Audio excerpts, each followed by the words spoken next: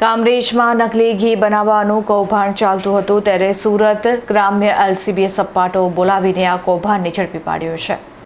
સુરત જિલ્લામાં ઔદ્યોગિક એકમની આડમાં ચાલતી ગેરકાયદેસર પ્રવૃત્તિઓને શોધી કાઢવા માટે એલસીબી અને પેરોલ ફોલો સ્ક્વોડના પોલીસ અધિકારીઓ દ્વારા અલગ અલગ ટીમો બનાવવામાં આવી હતી।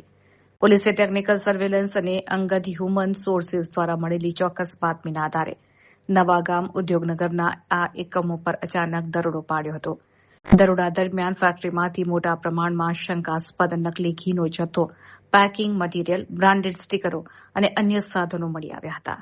એલસીબી પોલીસે સ્થળ પરથી કુલ રૂપિયા 3,01,590નો મુદ્દામાલ જપ્ત કર્યો છે। આ નકલી ઘી બનાવવા માટે કયા કેમિકલ કે પદાર્થોનો ઉપયોગ થતો હતો તેની ખાતરી કરવા માટે ફૂડ એન્ડ ડ્રગ્સ વિભાગની પણ મદદ લેવામાં આવી રહી છે।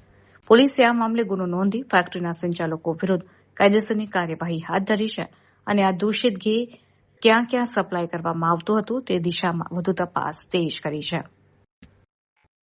આમ સુરત ગ્રામ્ય લોકલ ક્રાઇમ બ્રાન્ચ અને પેરોલ ફોલો સ્ક્વોડની ટીમે સંયુક્ત ઓપરેશન હાથ ધરીને કામરેજ તાલુકાના નવાગામ ઉદ્યોગનગરમાં ધમધમતા નકલી ઘી બનાવવાના મોટા નેટવર્કનો પર્દાફાશ કર્યો છે।